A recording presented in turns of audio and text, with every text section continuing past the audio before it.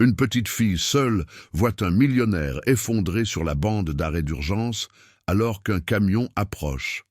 Alors elle fait ceci. Dites-moi ce que vous avez pensé de cette histoire en lui donnant une note de 0 à 10 et commentez en indiquant de quelle ville vous me regardez. Je veux vraiment savoir si mon histoire vous a plu et apprendre à mieux vous connaître. Alors, abonnez-vous à ma chaîne pour soutenir mon travail, je compte sur votre aide. Le soleil de l'après-midi tapait sur l'asphalte de l'autoroute A7 qui longeait Lyon lorsque Thierry Dubois sentit le vertige familier lui serrer la tête. À 56 ans, l'homme d'affaires du secteur agroalimentaire savait qu'il aurait dû déjeuner, mais les réunions interminables de la matinée avaient consumé tout son temps. Maintenant, marchant seul sur la bande d'arrêt d'urgence, après que sa voiture eut une panne mécanique à quelques kilomètres du quartier d'affaires de la Part-Dieu, chaque pas semblait plus lourd que le précédent. Sa vision commença à s'obscurcir sur les bords. Thierry tenta de s'appuyer sur quelque chose, mais il n'y avait rien d'autre que l'herbe sèche du bas-côté. Ses genoux fléchirent et il s'effondra au sol, son veston gris qu'il portait toujours pour les réunions importantes se couvrant de poussière. Sa dernière pensée consciente fut une irritation envers lui-même pour avoir caché à tout le monde ses crises d'hypotension qui devenaient de plus en plus fréquentes ces derniers mois. Ce fut le son d'un moteur puissant s'approchant qui déchira le silence. Un poids lourd arrivait sur la voie, dangereusement proche de la bande d'arrêt d'urgence. Le chauffeur, concentré sur le réglage de sa radio, ne vit pas l'homme effondré au bord de la route. Puis, sortie de nulle part, une petite fille apparut. Inès n'avait que 4 ans, mais ses yeux bruns portaient une sagesse triste qui ne correspondait pas à son âge. La robe à fleurs qu'elle portait était déchirée à l'ourlet et sale de poussière, ses pieds nus, habitués à la rugosité du bitume chaud. Elle faisait la manche au feu de circulation voisin quand elle vit cet homme en costume par terre, et quelque chose en elle, un instinct qu'elle ne comprenait même pas, cria au danger. Sans réfléchir, ses petites jambes maigres se mirent à courir. Ses mains minuscules agrippèrent la manche du veston de Thierry et tirèrent de toute leur force. Ce n'était pas beaucoup de force, mais ce fut suffisant pour faire bouger son corps de quelques centimètres, assez pour que sa tête roule légèrement sur le côté. Thierry se réveilla en sursaut, le cœur battant à tout rompre. Les yeux écarquillés, se fixant d'abord sur le camion qui passait à quelques mètres, soulevant de la poussière et faisant un bruit assourdissant, puis sur l'enfant sale et décharné qui le regardait avec un mélange de peur et d'inquiétude. Sa petite main tenait toujours la manche de son veston. « Monsieur, ça va ?» Sa voix était fluette, presque un murmure, comme si Inès avait peur de parler trop fort. Thierry s'assit lentement, la tête encore tournoyante, le cœur affolé. Il lui fallut quelques secondes pour comprendre ce qui venait de se passer. Cet enfant, cette petite fille frêle qui tremblait même sous le soleil chaud, venait de lui sauver la vie. « Je vais bien. » Les mots sortirent automatiquement. Mais ils n'étaient pas vrais. Rien n'allait bien. Sa santé se détériorait, sa famille était brisée, et maintenant une enfant des rues avait fait ce que lui-même n'arrivait pas à faire, se soucier assez pour agir. Inès fit un pas en arrière, comme si elle s'attendait à ce que l'homme lui crie dessus ou la chasse. C'était ce qui arrivait généralement quand elle s'approchait des gens bien habillés. Mais Thierry resta simplement assis sur le sol poussiéreux du bas-côté, la regardant avec une expression que la petite fille ne pouvait pas déchiffrer. « Comment tu t'appelles » demanda-t-il, la voix encore faible. « Inès. »« Tu es seule, Inès ?»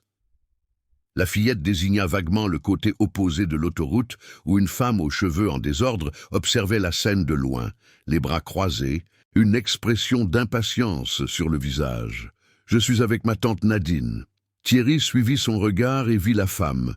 Il y avait quelque chose dans sa posture, dans la façon dont elle ne s'approchait pas pour vérifier si l'enfant allait bien, qui le dérangea profondément. Il se releva lentement, époussetant son veston, et sortit son portefeuille de sa poche. Il prit quelques billets et les tendit à Inès. « Tiens, pour t'acheter quelque chose à manger. » Les yeux de la fillette s'écarquillèrent en voyant l'argent. Elle prit les billets avec soin, comme s'ils étaient sacrés, et murmura un « merci » presque inaudible avant de courir en direction de la femme qui l'attendait de l'autre côté. Thierry resta là, immobile, observant Inès remettre l'argent à Nadine, qui le rangea rapidement dans sa poche sans même un regard pour la fillette. Quelque chose de lourd s'installa dans sa poitrine, une sensation d'oppression qui n'avait rien à voir avec sa crise de tension. Cette nuit-là, allongé dans le lit vide de sa grande maison silencieuse qui avait autrefois été pleine de vie, Thierry ne pouvait cesser de penser à ses yeux bruns, à la façon dont la petite avait agi sans hésiter, se risquant pour aider un inconnu, à la froideur de la femme qui se disait sa tante, à la robe déchirée, aux pieds nus, à la manière dont Inès parlait tout bas, comme si elle s'excusait d'exister. À 56 ans, Thierry Dubois avait bâti un empire dans l'agroalimentaire, possédait une entreprise respectée, de l'argent à la banque, et absolument rien qui ne lui procure de la joie. Sa femme Claire était partie pour Marseille 2 ans plus tôt, emmenant avec elle leur fils Vincent, alors âgé de 12 ans, et depuis, la maison ressemblait à un mausolée. Il travaillait 16 heures par jour pour ne pas avoir à penser au vide qu'était devenu sa vie, aux appels que Vincent refusait de prendre, à la solitude qui le consumait peu à peu. Mais cette nuit-là, pour la première fois depuis des années, Thierry pensa à autre chose qu'à sa propre souffrance. Les jours suivants furent étranges. Il se surprenait à conduire dans les rues du centre-ville à l'heure du déjeuner, les yeux cherchant une robe à fleurs déchirée, une petite fille aux cheveux sombres et aux yeux tristes.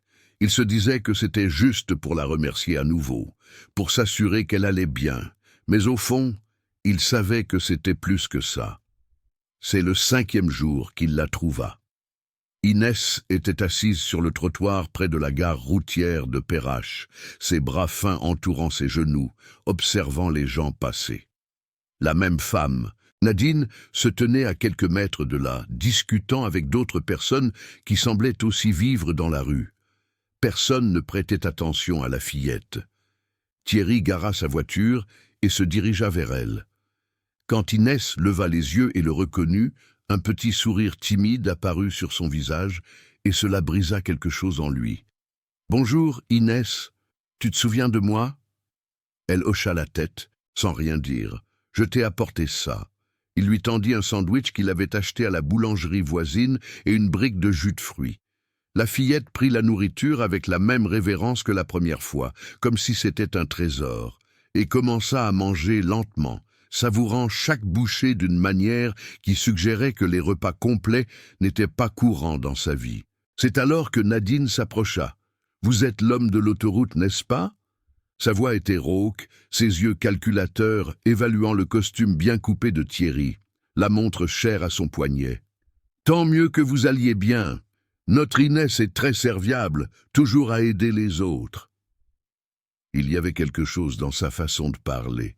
Une fausseté que Thierry reconnut immédiatement. Il avait eu affaire à ce genre de personnes dans les affaires, des gens qui voyaient une opportunité dans chaque situation. « C'est votre nièce ?» demanda-t-il, en gardant un ton neutre. « C'est ça. La fille de ma sœur, la pauvre. Delphine n'est plus parmi nous, vous savez.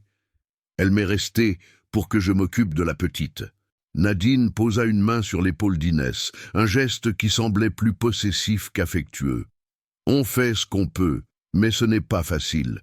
Une bouche de plus à nourrir, les choses sont chères. » L'oppression dans la poitrine de Thierry revint, plus forte cette fois. Il regarda Inès, qui avait cessé de manger, et observait maintenant sa tante avec une expression prudente, presque craintive. « Où habitez-vous » Nadine hésita une seconde avant de répondre. « Par ici, près de la gare routière. On a un endroit où rester. » Thierry savait que c'était un mensonge. Il pouvait le voir dans les yeux d'Inès, dans la façon dont la fillette se recroquevillait quand Nadine parlait. Il pouvait le voir dans la saleté qui couvrait non seulement ses vêtements, mais aussi sa peau, suggérant des jours sans bain convenable.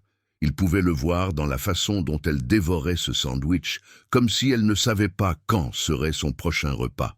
« J'aimerais aider, » dit-il en choisissant ses mots avec soin. Inès m'a aidé ce jour-là, et j'aimerais lui rendre l'appareil. Peut-être que je pourrais payer pour qu'elle aille à la crèche, qu'elle ait de nouveaux vêtements, des choses comme ça. » Les yeux de Nadine brillèrent d'une avidité qu'elle peinait à dissimuler. « Vous êtes très généreux. Bien sûr, ce serait merveilleux pour la petite. » Elle fit une pause calculée. « Mais vous savez comment c'est, hein? Il y a des frais, des papiers, ces choses-là. Je ne sais pas si vous comprenez comme c'est difficile pour des gens comme nous. » Thierry comprit parfaitement. Nadine n'était pas intéressée à aider Inès, elle était intéressée par l'argent qu'elle pourrait tirer de la situation. Et aussi incorrect que cela puisse paraître, même si chaque fibre de son être criait qu'il était manipulé, Thierry ne pouvait pas s'éloigner. Car quand il regardait Inès, il voyait une chance de faire quelque chose de bien pour la première fois depuis des années. Il voyait une enfant qui avait besoin d'aide, qui l'avait aidée en premier, qui méritait mieux que de dormir sous des porches et de dépendre de la charité d'étrangers. « Nous en reparlerons plus en détail, dit-il finalement. Demain, même heure, ici, nous pourrons discuter des détails. » Nadine accepta rapidement, calculant déjà mentalement combien elle pourrait demander. Thierry prit congé et commença à retourner vers sa voiture, mais avant d'entrer, il regarda en arrière une dernière fois. Inès l'observait partir, le jus de fruits toujours à la main, et à cet instant, leurs regards se croisèrent à distance. Il y avait quelque chose dans ses yeux bruns, une supplique silencieuse qu'il ne pouvait ignorer, et c'est là que Thierry réalisa qu'il ne savait plus qui avait sauvé qui sur cette autoroute. Cette nuit-là, alors que la pluie commençait à tomber sur Lyon, Thierry se demanda dans quelle situation il était en train de s'embarquer, mais l'image d'Inès, assise sur ce trottoir sale, mangeant un sandwich comme si c'était la meilleure chose au monde, ne quittait pas sa tête. Il prit le téléphone et pour la première fois en des mois, composa le numéro de Martine, son employée la plus ancienne et la plus digne de confiance. Il avait besoin d'aide, il avait besoin de quelqu'un pour l'aider à comprendre quoi faire, car seul, il n'avait fait que de mauvais choix ces dernières années.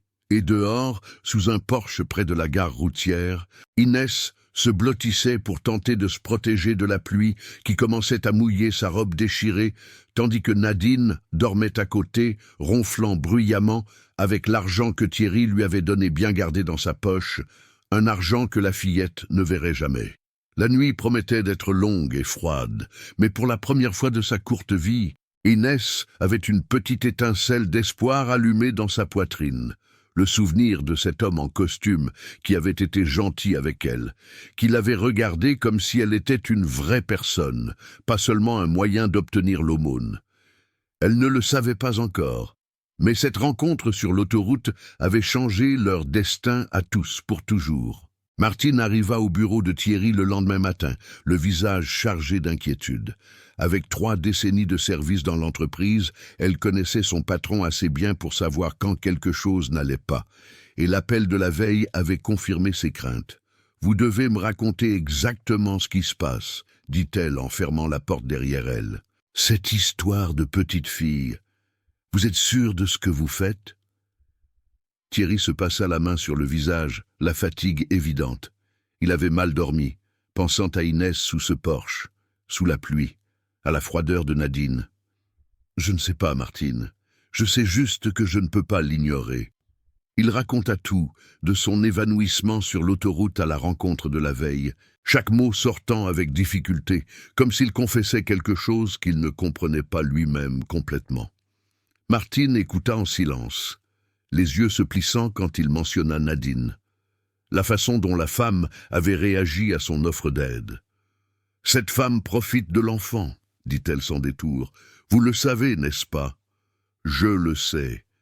Mais si je la dénonce, elle disparaîtra avec la petite, et Inès continuera à souffrir ailleurs. Au moins comme ça, je peux essayer d'aider, m'assurer qu'elle ait à manger, une éducation. Ou vous pourriez être en train de nourrir un parasite qui ne lâchera jamais sa poule aux œufs d'or. » Martine soupira, s'asseyant sur la chaise en face de son bureau. « Mais je vous connais. Quand vous avez une idée en tête, personne ne peut vous l'enlever. Alors dites-moi, que voulez-vous que je fasse ?» C'est ainsi que, cet après-midi-là, Martine accompagna Thierry à la gare routière. Nadine était là, avec Inès à ses côtés, et quand elle vit que l'homme d'affaires n'était pas seul, son expression devint méfiante. « Voici Martine », présenta Thierry. « Elle travaille avec moi et va aider à tout organiser pour Inès. » Martine salua Nadine froidement, mais ses yeux étaient fixés sur la fillette. Il y avait quelque chose de familier chez cet enfant, quelque chose qui remuait un vieux souvenir. Les yeux bruns, la forme du visage, la façon dont Inès gardait la tête baissée. La conversation fut tendue. Nadine voulait de l'argent d'avance, des garanties. Thierry négocia en établissant qu'il paierait une somme mensuelle pour les besoins d'Inès, en plus de financer directement la crèche et les vêtements. Nadine n'apprécia pas, mais accepta quand elle réalisa que c'était ça ou rien. « Et je veux voir la petite régulièrement », ajouta Thierry. Pendant toute la conversation, Inès resta silencieuse, essayant de comprendre ce que cela signifiait. Quand Nadine s'éloigna, Martine s'accroupit devant la fillette. « Bonjour, ma puce, c'est quoi ton nom de famille ?»« Juste Inès. » La voix était un murmure timide. « Et tu sais quel âge tu as ?»« 4 ans. » Martine sentit quelque chose se serrer dans sa poitrine. Cet enfant n'avait pas de nom de famille, probablement pas d'acte de naissance. C'était comme si elle n'existait pas officiellement. « Ta tante a dit que ta maman s'appelait Delphine. Tu te souviens d'elle ?» Inès secoua la tête négativement, les yeux s'humidifiant. « Je ne me souviens de rien avant ma tante Nadine. » C'est sur le chemin du retour que le souvenir percuta l'esprit de Martine. Elle s'arrêta au milieu du trottoir. « Qu'y a-t-il »« Delphine, dit-elle, la voix tremblante. J'ai connu une jeune femme de ce nom, il y a environ 5 ans. Elle travaillait dans un snack près de l'entreprise. Une jolie fille, les yeux bruns, les cheveux sombres. Elle était discrète. » Le cœur de Thierry s'accéléra. « Que lui est-il arrivé ?» Elle a disparu. La patronne du snack a dit que Delphine était partie, déjà enceinte. Elle avait dit qu'elle allait chercher un meilleur endroit pour avoir son bébé, mais elle n'est jamais revenue. Le reste de la journée se passa dans un brouillard pour Thierry. Il essaya de travailler, mais son esprit traitait les informations, faisant des liens. Si cette Delphine était la mère d'Inès, que s'était-il passé? Pourquoi la fillette avait-elle atterri entre les mains de Nadine? Les jours suivants furent une montagne russe. Thierry inscrivit Inès dans une crèche, paya pour un examen médical, acheta des vêtements. Chaque fois qu'il voyait la fillette, elle semblait un peu plus vivante, mais Nadine devenait de plus en plus exigeante. Elle se présentait avec de nouvelles demandes, de nouvelles histoires de dépenses imprévues, demandant toujours plus d'argent. Thierry voyait son jeu, mais se sentait impuissant. Le moindre faux pas et Nadine pourrait simplement prendre Inès et disparaître. Ce fut Hélène, la directrice de la crèche, qui apporta des nouvelles inquiétantes. Elle appela Thierry 2 semaines plus tard. « Monsieur Dubois, nous devons parler d'Inès. » La femme avait une expression grave. La petite présente des signes de négligence sévères. Elle n'a jamais vu de dentiste. Ses vaccins sont en retard. Elle peine à former des phrases complètes. De plus, Hélène hésita. Elle a des marques, des hématomes anciens sur les bras. Le sang de Thierry se glaça. Des marques ? La loi m'oblige à signaler cela. L'aide sociale à l'enfance doit être prévenue. « Donnez-moi un peu de temps, » demanda Thierry. « S'il vous plaît. Si les autorités s'en mêlent maintenant, elle va disparaître avec la petite. Donnez-moi 1 mois. » Hélène le regarda un long moment. 1 mois. Mais si ça ne s'améliore pas, je devrais faire mon travail. Cette nuit-là, Thierry eut une autre crise de tension, plus forte. Il était seul lorsque les vertiges vinrent, avec des douleurs à la poitrine.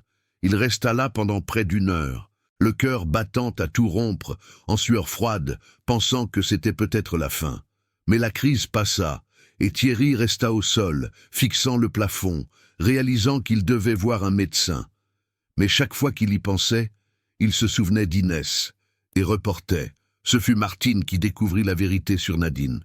Elle avait commencé à poser des questions discrètes dans le quartier de la gare routière, parlant aux commerçants, à d'autres sans-abri, rassemblant des bribes d'informations, et ce qu'elle découvrit fit bouillir son sang. Cette vipère n'est la tante de personne, dit Martine à Thierry un matin, la voix tremblante de rage contenue. J'ai parlé à une femme nommée Béatrice, une qui vit dans une petite chambre à l'arrière d'une supérette là-bas. Elle a dit qu'elle a vu Nadine arriver avec la petite, il y a environ 2 ans. L'enfant était perdu, pleurant près de l'hôpital, et Nadine l'a simplement prise et n'a jamais contacté les autorités. Elle a commencé à utiliser Inès pour obtenir plus d'aumônes, car une petite enfant émeut les gens. « Mon Dieu !» murmura Thierry, la nausée au ventre. Il y a plus. Béatrice a dit qu'elle a vu Nadine frapper la petite plusieurs fois. Pas fort, mais elle la frappe.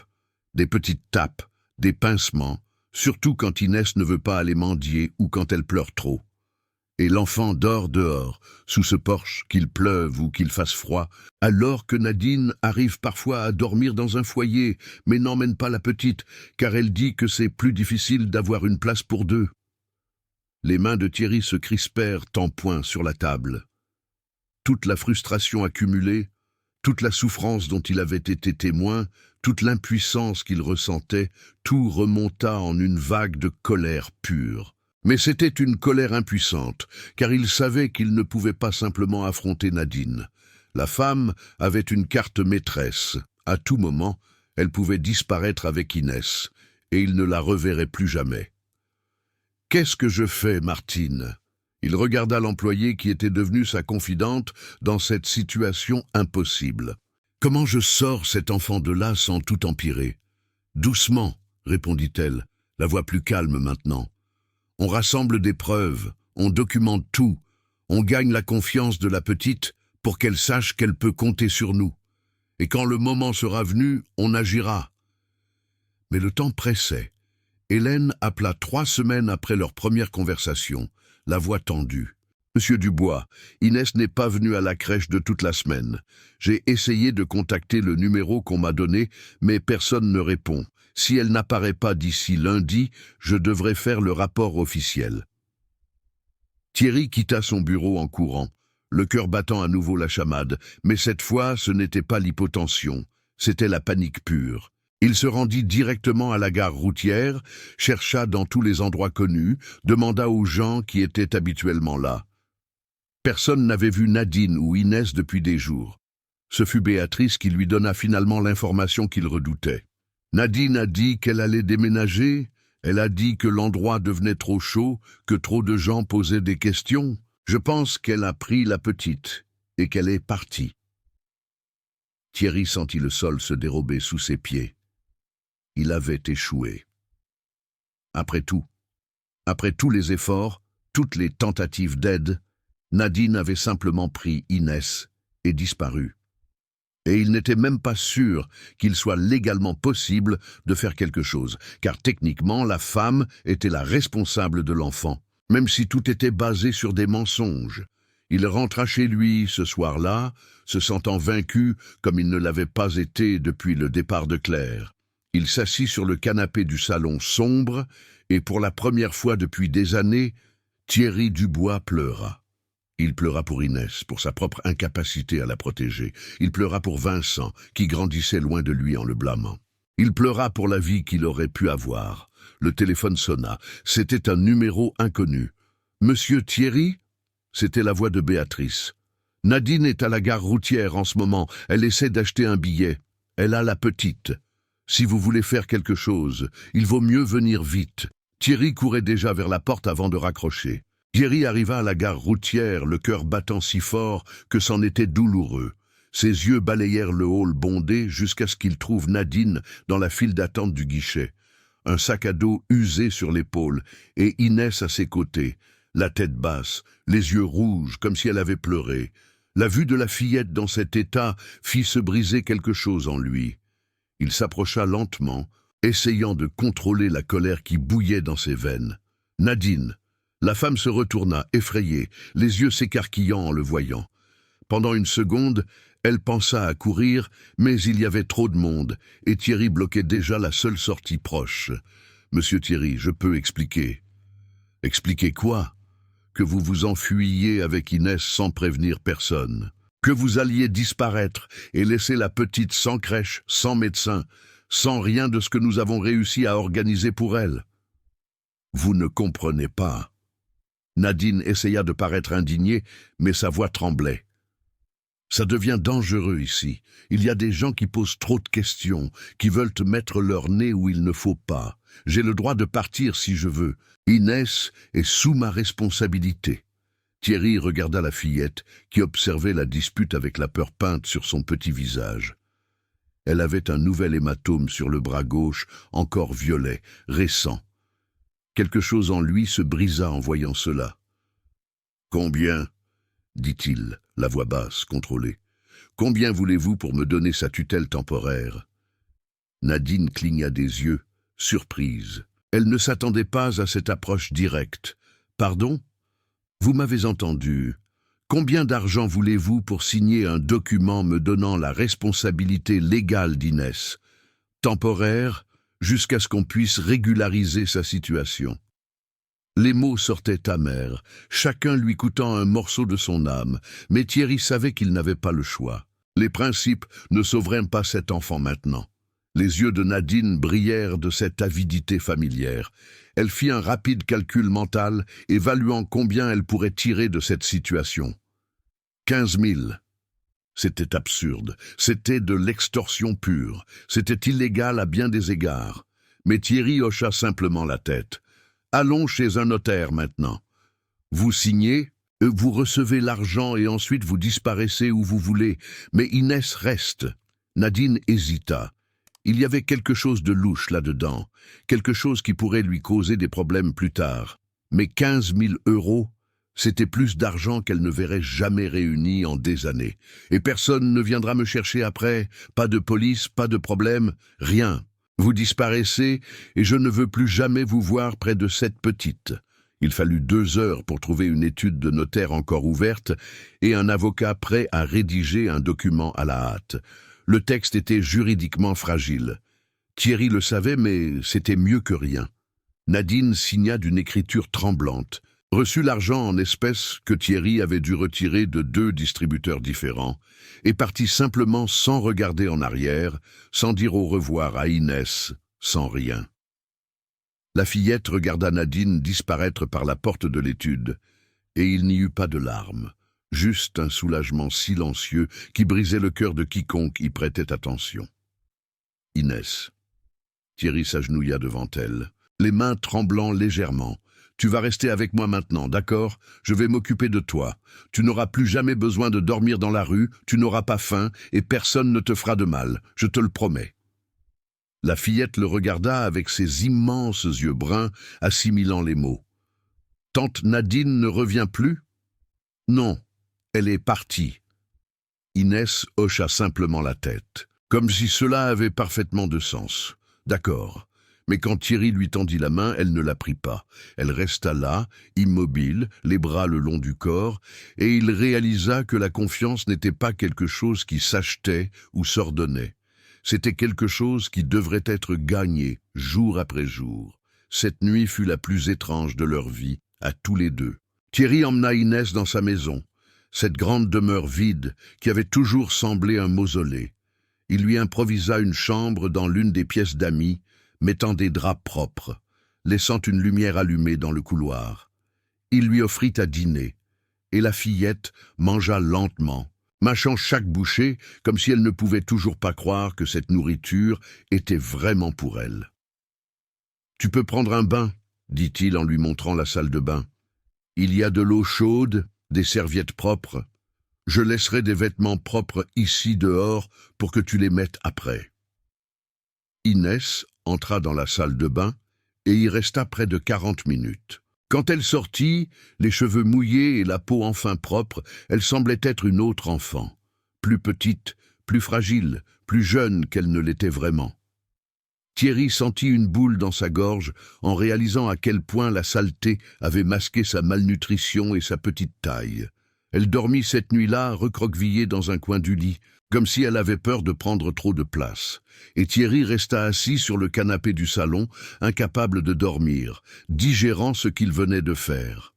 Il venait de payer 15 000 € pour quelque chose qui n'avait aucune valeur légale réelle. Il avait ramené une enfant traumatisée chez lui, et il n'avait aucune idée de ce que serait le lendemain. Il appela Martine à 6 heures du matin. « J'ai fait une bêtise », fut la première chose qu'il dit quand elle répondit. « Vous faites toujours des bêtises », répondit-elle avec cette franchise que seules 30 années d'amitié permettaient. « Mais racontez-moi celle-là. » Il raconta tout. Martine écouta en silence, et quand il eut terminé, elle poussa un long soupir. « Vous savez que ce document ne vaut rien, n'est-ce pas? N'importe quel juge qui verra ça le jettera à la poubelle. »« Je sais. Et vous savez que si la vraie famille de la petite apparaît, vous n'avez aucun droit sur elle? »« Je sais. Et malgré tout, vous l'avez fait. » « Je n'avais pas le choix, Martine. Si je ne le faisais pas, elle allait disparaître avec la petite, et Inès aurait continué à souffrir ailleurs. » Il y eut une longue pause. « J'arrive. Cet enfant va avoir besoin de choses dont vous ne soupçonnez même pas l'existence. » Martine arriva 2 heures plus tard avec des sacs pleins de vêtements pour enfants, de produits d'hygiène, de jouets simples. Elle trouva Inès assise sur le canapé du salon, les pieds se balançant sans toucher le sol, observant tout avec des yeux écarquillés comme si elle était sur une autre planète. « Bonjour, ma puce », dit doucement Martine en s'asseyant à côté d'elle. « Tu te souviens de moi ?» Inès hocha timidement la tête. « Je t'ai apporté quelques petites choses. Tu veux voir ?» Ce fut Martine qui, avec une patience infinie, aida Inès à choisir des vêtements, lui expliqua à quoi servaient les produits de bain, lui montra comment se coiffer. C'est elle qui remarqua que la fillette ne savait pas bien utiliser les couverts, qu'elle avait peur du noir, qu'elle se recroquevillait chaque fois que quelqu'un élevait la voix. C'est elle qui dit à Thierry, les larmes aux yeux, que cet enfant avait été bien plus maltraité qu'il ne l'imaginait. « Elle aura besoin d'un suivi psychologique », dit Martine, pendant qu'Inès dormait tout l'après-midi, épuisée par tout. « Et vous aussi, parce que ce qui vous attend ne sera pas facile. » Thierry acquiesça, mais son esprit était déjà ailleurs. Il devait légaliser cette situation d'une manière ou d'une autre. Il devait trouver des informations sur la vraie famille d'Inès. Il devait découvrir ce qui était arrivé à Delphine. Et il devait faire tout cela tout en faisant tourner son entreprise et en évitant que sa santé ne s'effondre totalement. Ce fut Béatrice qui apporta la piste suivante. Elle se présenta chez Thierry 3 jours plus tard, nerveuse, un papier froissé à la main. « J'ai trouvé ça là où Nadine dormait, » dit-elle en tendant le papier. « Je me suis dit que vous voudriez le voir. » C'était un morceau de papier de cahier, vieux et taché, avec une écriture féminine délicate. Ce n'était pas une lettre complète, juste des fragments. « Villefranche, foyer l'Espérance. Je ne peux pas rester. Elle a besoin de plus que ce que je peux donner. Mon ange, pardonne-moi. »« Delphine, » murmura Thierry, les doigts tremblants en tenant ce morceau de passé. « Elle était à Villefranche. »« Il y a plus, » dit Béatrice, la voix basse. « J'ai parlé avec un monsieur qui travaille comme agent de sécurité à l'hôpital. Il a dit qu'il y a environ 3 ans, une jeune femme a été admise après un accident. Elle était très mal en point, sans papier. Personne n'a réussi à l'identifier correctement. Et il a dit qu'il pensait qu'elle venait de Villefranche-sur-Saône à cause d'un billet de bus trouvé sur elle. » Le sang de Thierry se glaça. « Et qu'est-il arrivé à cette jeune femme ?» Béatrice détourna le regard. « Elle n'a pas survécu. L'hôpital a essayé de trouver sa famille, mais sans succès. Ils l'ont enterrée comme indigente au cimetière municipal. » Le monde s'arrêta. Thierry s'assit lourdement, le papier toujours à la main, tandis que les pièces du puzzle s'emboîtaient enfin d'une manière horrible et tragique. Delphine était allée à Villefranche enceinte, avait eu Inès, avait essayé de revenir, mais n'était jamais arrivée. Et la fillette, seule et confuse, avait été trouvée par Nadine, qui l'avait simplement utilisée pour gagner de l'argent. Inès était seule depuis l'âge de 2 ans, dit-il, la voix rauque. Seule, perdue, effrayée, et personne ne l'a cherchée. Personne n'a rien fait. Martine posa la main sur son épaule. « Vous le faites maintenant. » « Mais faire quoi exactement ?» Thierry ne le savait pas. Il avait une enfant traumatisée dormant à l'étage. Un document inutile, ne lui donnant aucune garantie légale. Une santé qui se détériorait de jour en jour et une vérité horrible sur le passé qu'il ne savait même pas s'il devrait un jour raconter à Inès. Et puis le téléphone sonna.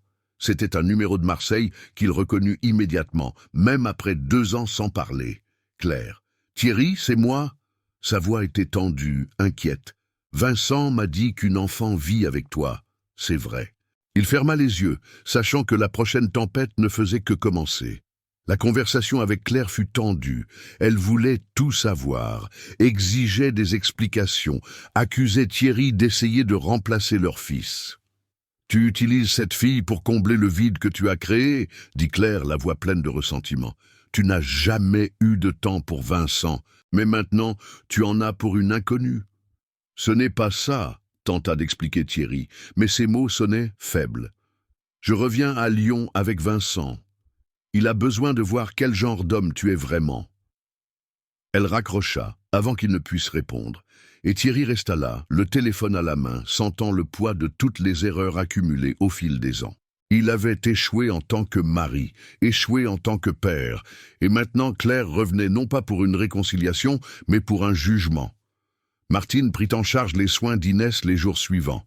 La fillette commençait à parler davantage, à sourire timidement quand elle recevait un nouveau jouet, à dormir sans se réveiller en hurlant au milieu de la nuit. C'étaient de petits progrès, mais significatifs, et chacun d'eux donnait à Thierry l'espoir qu'il faisait quelque chose de bien, même si tout autour de lui s'effondrait. Claire arriva une semaine plus tard avec Vincent. Le garçon de 14 ans était différent, plus grand, plus sérieux, avec de la colère dans les yeux. « Papa » dit Vincent, le mot sonnant comme une accusation. « Mon fils ». Thierry tenta de le serrer dans ses bras, mais le garçon s'écarta. Ce fut Inès qui brisa la tension. Elle apparut sur le seuil, observant ce grand garçon avec curiosité. « Salut ?» Vincent la regarda et quelque chose changea dans son expression. « Salut !» répondit-il plus doucement. Claire observait, cherchant la faille. Mais dans les jours qui suivirent, en voyant comment Martine s'occupait d'Inès avec une affection sincère, comment Thierry s'efforçait, comment Vincent commençait à interagir avec elle de manière protectrice, quelque chose en elle changea. « Tu es vraiment engagé là-dedans » dit-elle un soir. « Je le suis, » répondit Thierry. « Ce n'est pas parfait, mais elle a besoin de quelqu'un. Je suis parti parce que tu n'étais jamais présent. Tu travaillais trop, tu manquais tout. Je me suis senti invisible, et Vincent aussi. Je sais, et je suis désolé. Mais tu as changé. Ce n'était pas une question. Tu es présent d'une manière que tu n'as jamais été avec nous. » La vérité de ces mots le toucha profondément. Thierry avait appris à être meilleur, mais trop tard pour sa propre famille. « Je ne peux pas remonter le temps et réparer ce que je vous ai fait, mais je peux essayer de ne pas répéter les mêmes erreurs. » C'est à ce moment-là que Thierry reçut l'appel qui allait tout changer. C'était un homme nommé Augustin, disant qu'il était sorti avec Delphine des années auparavant et qu'il avait des informations importantes. Il révéla que Delphine avait une sœur, Roxane, qui vivait à Saint-Étienne, et que les deux s'étaient éloignés à cause d'une dispute familiale. Thierry trouva Roxane dans un petit atelier de couture. Elle avait 34 ans, les cheveux sombres attachés en chignon, les mains calleuses à force de travail.